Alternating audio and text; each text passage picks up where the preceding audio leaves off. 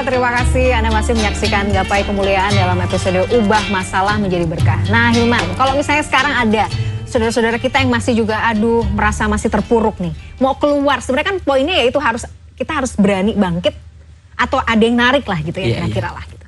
Gimana, apa yang harus dilakukan? Apakah dengan sholat misalnya atau melakukan amalan soleh yang lain, harus gimana dulu nih? Iya, maka nanti konsepnya tidak ada masalah dengan masalah.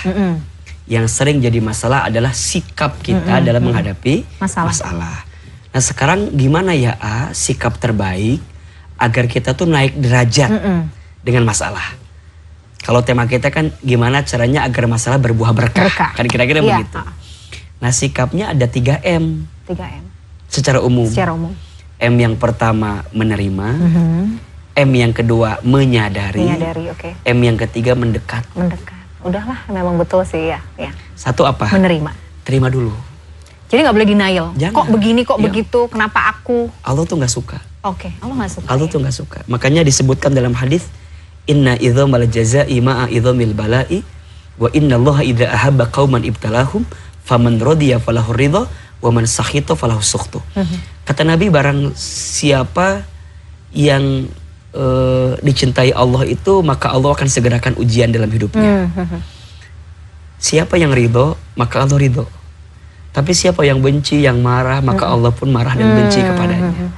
Maka ridho itu penting, karena kita akan mendapatkan ridho Allah kalau kita ridho dengan ketentuan Allah. Jadi itu timbal balik, kita ridho dulu, Allah baru ridho. Makanya ayatnya, ya ayyatuhan nafsul mutmainnah irji'i ila rabbiki radiyatan mardiyah. Radiyatan, kitanya ridho, mardiyah, Allah pun ridho dengan kita.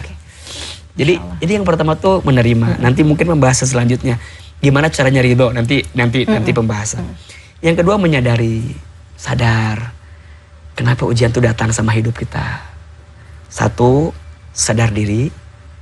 2, sadar dosa. 3, sadar mati. Udah sih itu. Sadar diri. Ya kita hamba dong.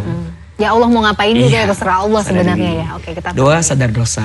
Pasti ada dosa, ada maksiat yang kita lakukan sehingga mengundang ujian itu datang dalam hidup kita. Surat Asy-Syura ayat 30. Wa ma asobakum min musibatin fabima kasabat aydikum wa ya'fu an katsir. Dan tidak ada satu musibah pun yang menimpa kita kecuali diundang oleh ulah tangan perbuatan kita. Jadi ada sebagian andil kita pasti itu. Iya, kalau yang buruk itu andil kita. Yang buruk itu pasti andil. Karena kalau yang baik itu semua dari Allah. Ya. Jadi kalau ada yang buruk tuh pasti ada sesuatu yang pernah kita lakukan.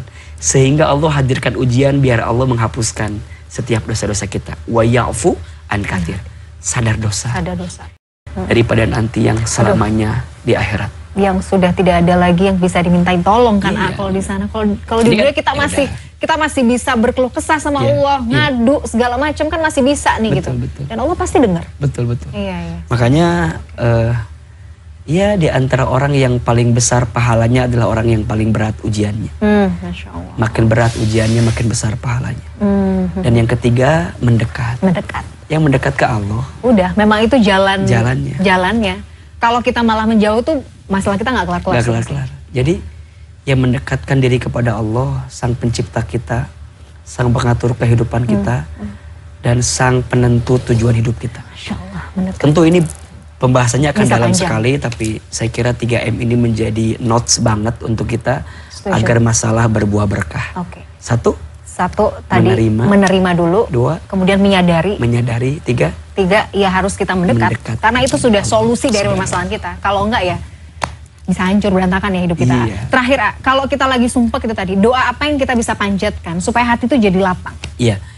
Saya senang dengan doa di surat Al-Kahfi ayat 10. Ini kan kisahnya pemuda Kahfi yang lagi terkurung di sebuah gua. Analoginya kan lagi sempit nih. Iya, lagi sempit. Lagi sesek, lagi sempit, lagi sulit. Maka doa ini bisa kita bacakan. Surat Al-Kahfi ayat 10. Rabbana atina min ladunka rahmah wa hayyi lana min amrina rasyada. Rabbana, ya Allah ya Tuhan kami, atina, anugerahkan kepada kami min ladunka, dari sisimu, rahmah, kasih sayang. Jadi walaupun dalam keadaan sempit, kalau itu adalah cara Allah mencintai kita, terima dengan baik gitu. wa hayyi' lana min amrina rasyada, dan sempurnakan untuk kami dari urusan kami rasyada, jalan keluar terbaik dalam pandangan. Masya Allah, dahsyat. Itu bisa jadi amalan yang AA juga mengamalkannya. Kan minimal setiap hari Jumat kita baca Al-Kahfi kan. Iya, betul. Itu bisa kita baca setiap habis sholat, atau minimal seminggu sekali setiap hari Jumat. Kalau lagi sesek ya, lagi sempit, diulang-ulang aja ya. Diulang. Siapa tahu hatinya juga bisa lebih lega, lebih lega, dan lebih Allah tunjukkan jalan terbaiknya. Masya Allah. Ahilman, jazakallah khair. Terima kasih ilmunya, terima kasih waktunya hari ini, luar biasa, banyak sekali hikmah dan juga manfaat dari apa yang disampaikan. Sehat selalu ya, Ayah. Amin, amin. Ya jadi bisa mampir terus dan bisa berbagi dengan kita semua. Pemirsa, tidak terasa usai sudah perjumpaan kita dalam program Gapai Kemuliaan hari ini. Semoga kajian hari ini membawa manfaat, kebaikan, dan Allah Azza wa Jalla senantiasa mudahkan kita semua untuk menuntut ilmu agama. Amin ya rabbal alamin. Terima kasih atas perhatian Anda. Saya Meladia Rahman dan juga Ustadz Hilman Fauzi undur diri. Insya Allah kita akan jumpa lagi pada episode yang akan datang. Subhanakallahumma wa bihamdika asyhadu an la ilaha illa anta astaghfiruka wa atubu ilaik. Assalamualaikum warahmatullahi wabarakatuh. Waalaikumsalam warahmatullahi wabarakatuh.